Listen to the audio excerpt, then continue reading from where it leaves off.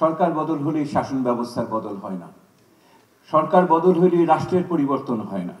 রাষ্ট্রের পরিবর্তন করতে হলে যাদের অনুকূলে আমরা রাষ্ট্র পরিচালনা করতে চাই তাদের কণ্ঠস্বরকে শক্তিশালী করতে হবে। তাদের কণ্ঠস্বর যদি আমরা ক্ষমতার অলিন্দে পৌঁছাতে না পারি তাহলে কেউ তাদের কথা শুনবে না। ঠিক বললাম? তাদের কাছে এই কথাগুলো পৌঁছানোর দায়িত্ব আমাদের সকলের, এবং সেই নাগরিকদের পক্ষ থেকে আজকের এই অনুষ্ঠান।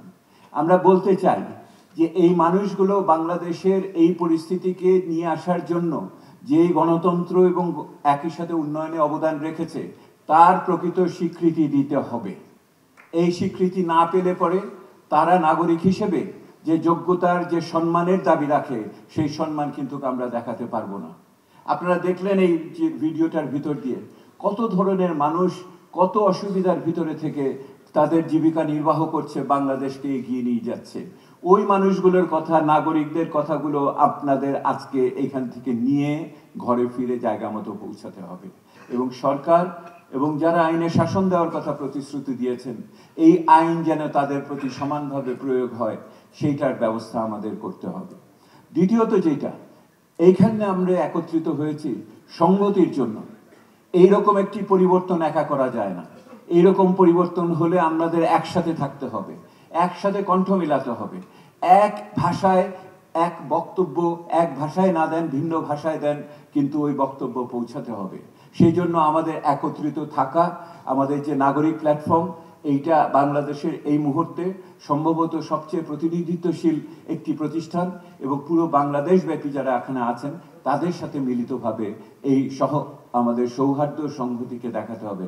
ঢাকার বাইরে থেকে যারা যারা এসছেন হাত তোলেন।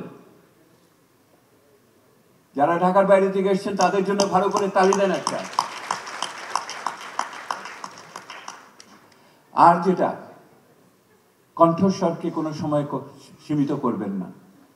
কোনো কিছুতে আপনারা ভীত বা সন্ত্রস্ত বা কুণ্ঠিত হবেন না।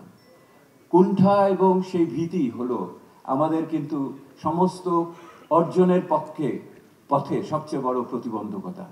একসাথে থাকবো, জোরে বলবো, এবং ওনাদের না শুনে উপায় থাকবে না। এইরকম একটা পরিস্থিতিতে আমরা পৌঁছাবো, এইটি প্রত্যাশা করি। কি হলো? অনেক ধন্যবাদ, আর বলবো না।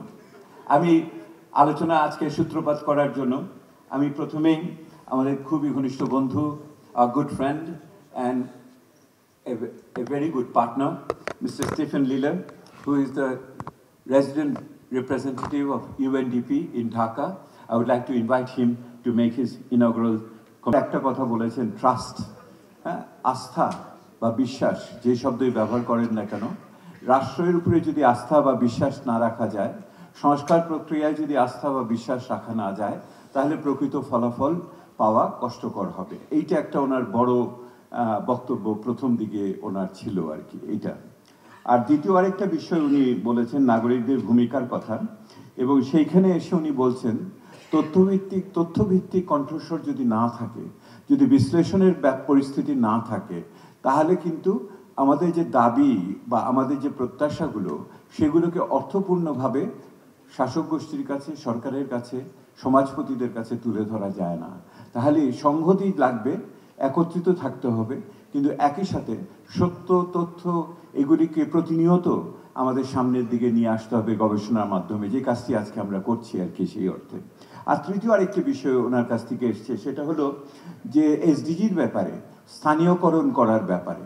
অর্থাৎ এসডিজি এটা জাতীয় বিষয় তো বটে, বৈশ্বিক বিষয় তো বটে, তার চেয়ে অনেক বেশি গুরুত্বপূর্ণ যে এই সমস্ত পিছিয়ে পড়া মানুষগুলো আমাদের বিভিন্ন জায়গায় ছড়িয়ে ছিটিয়ে আছে, সেই স্থানীয় পরিস্থিতিতে আমাদের এই বৈশ্বিক উন্নয়ন কর্মসূচিকে প্রতিফলিত করাটা আমাদের খুবই গুরুত্বপূর্ণ, এবং তার মাধ্যমেই একমাত্র অর্থপূর্ণ সংস্কারের পথে আমরা আরও আগাতে পারব। That was a very inadequate translation of your fantastic speech, Stephen. I tried to do. আপনারা অনেক ধন্যবাদ, এবং জাতিসংঘের সাথে আমাদের বন্ধুত্ব অক্ষুণ্ণ থাকুক, জোরদার হোক, এটি তো আমরা প্রত্যাশা করি।